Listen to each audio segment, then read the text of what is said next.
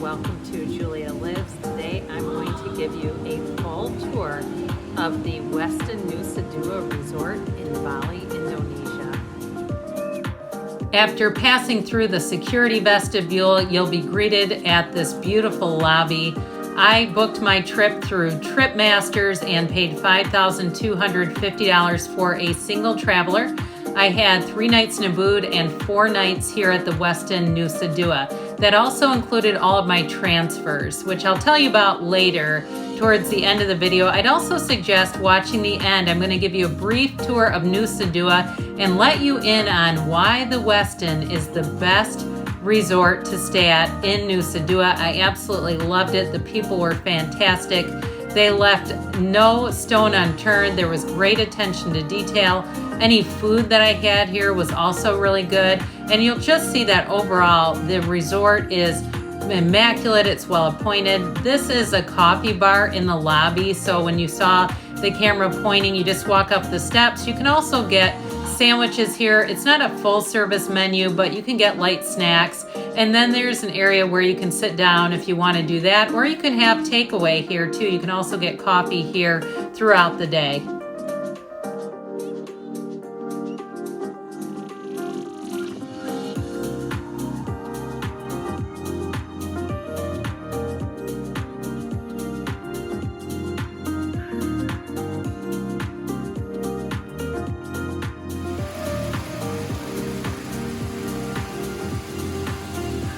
This side of the lobby will bring you to some shops and also a few of the restaurants, and also out to the pool. I'm going to show you the main pool first, and then after we look at the beach, I'll take you to the premium pool, which is on the other side of the resort. This is a landscaped area right in front of the saltwater pool. There is an adults only saltwater pool that you'll see next. I never saw any kids at this area, but it is connected to the main pool. I did see a few adults lounging by it, but I don't know if I ever saw anyone actually swimming in it. But if you don't like chlorine and you want that saltwater effect, they do have a pool on site for those who'd be interested in that.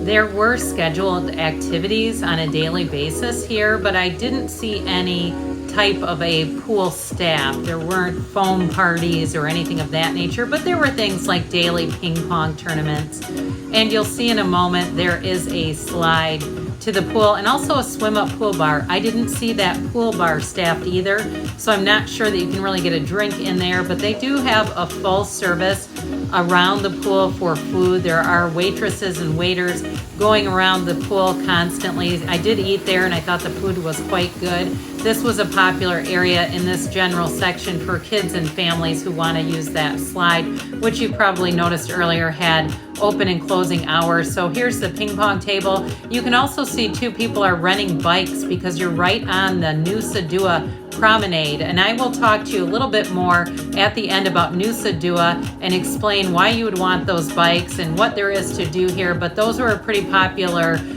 thing to rent out across all the resorts. I saw many people riding on various bikes from different resorts. So here you'll find the beach, and of course we are on the Indian Ocean. I forgot to mention there's a golf simulator in the Westin if you're into that sort of thing. I also bought a sarong here on the beach. There were plenty of vendors. This was somebody who on a daily basis, these guys who work here climb all the way up these trees and cut down the dead palm fronds. I thought that was quite something to watch, but they're pretty skilled. They seem to know what they're doing.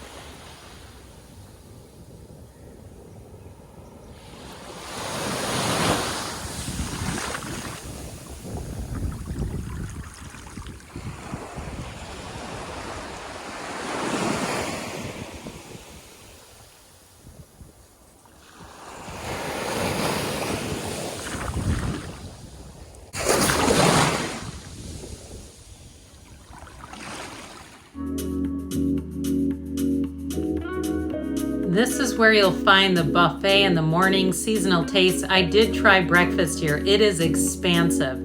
It's 350,000 rupiah, which is about 23.85 in US dollars right now. If you don't want the full breakfast, you can get coffee to go, takeaway coffee, and that was around $3. But with this too, you can get as much as you want. There's no limit. It's clearly a buffet, and they had many options here. So I feel like anybody could have breakfast here and be pretty satisfied. I was glad to at least try it. There aren't a lot of other options in the area for breakfast.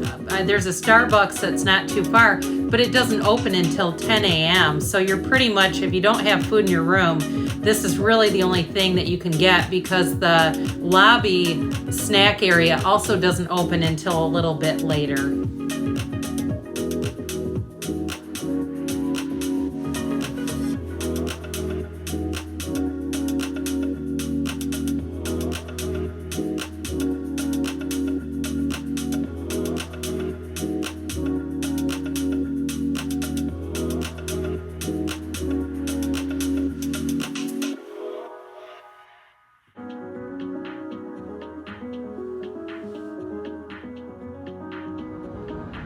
Thanks to everybody who's subscribed to Julia Lives, and every time you hit that like button, it does something to the YouTube algorithm so that more people will see these reviews. So thanks for hitting that like button too.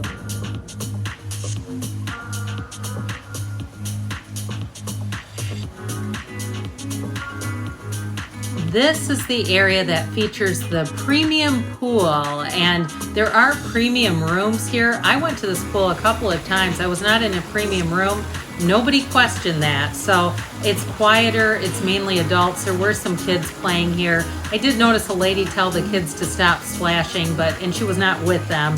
But overall, it's a fairly quiet pool. I will also mention too, the lounge chairs here have that Westin Heavenly pad. They are much more comfortable than any other chair I've ever sat in, so that was one reason why I kept stopping by here. But this is a nice area too. No food service here though. Now we're on to the room I stayed in, 3310, and I'll show you the room. Very well appointed, lots of room throughout the room in terms of closets and drawer space, and you have multiple keys too, because the keys operate the light. There is a refrigerator there that, of course, anything you would take out of it, you would be charged for that. They do give you complimentary bottled water, and there were robes throughout the room and complimentary slippers too.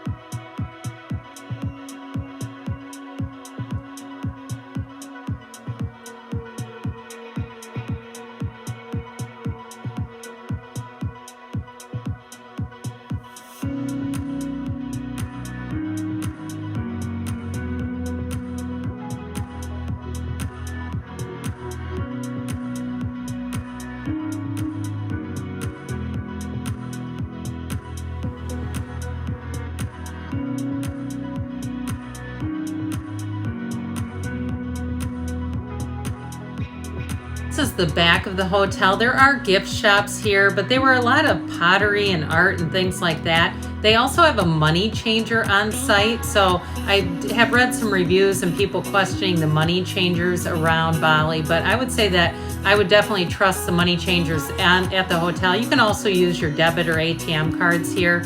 And there is an office area if you need to use a computer for some reason. I will tell you too, as far as cabs are concerned, here's the gym. It will get the job done. There's plenty of equipment. I never saw anyone else in here except for maybe one time. But I will tell you, as far as cabs, around Nusa Dua, it's 50,000 rupiah flat rate. So if you take a cab somewhere, I would expect to pay that. It doesn't really matter how close it is. But in front of the resort, in just a moment, I'll show you the Nusa Dua promenade. We're just about to wrap up here with the gym first, though.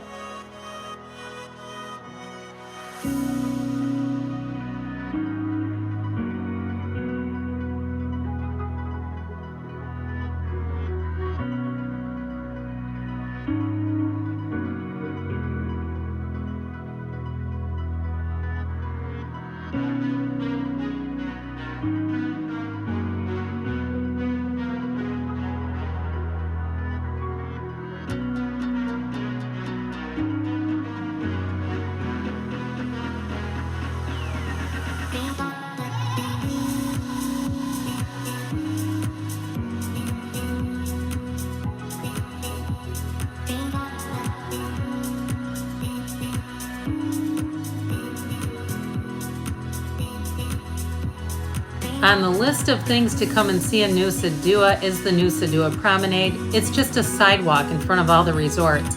This is Nusa Dua Island. It's basically a peninsula where the water blow is located.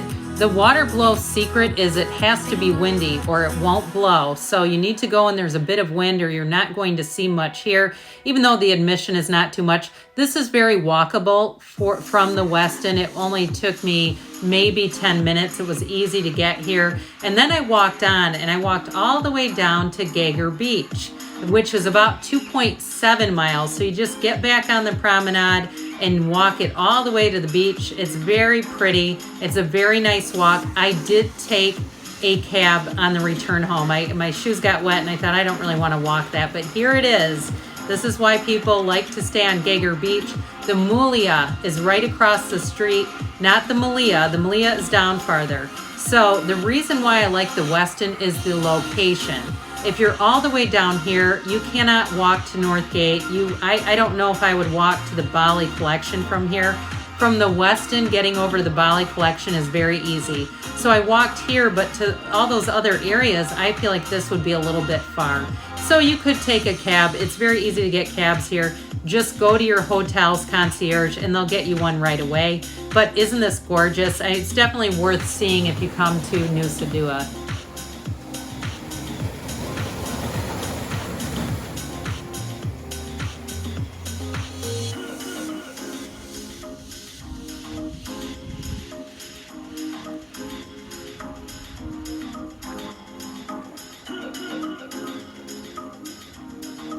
If you stay at the Westin and you want to go to North Gate, walk out of the Westin. You're staying in an area called Bali Tourism Development Corporation, or BTDC.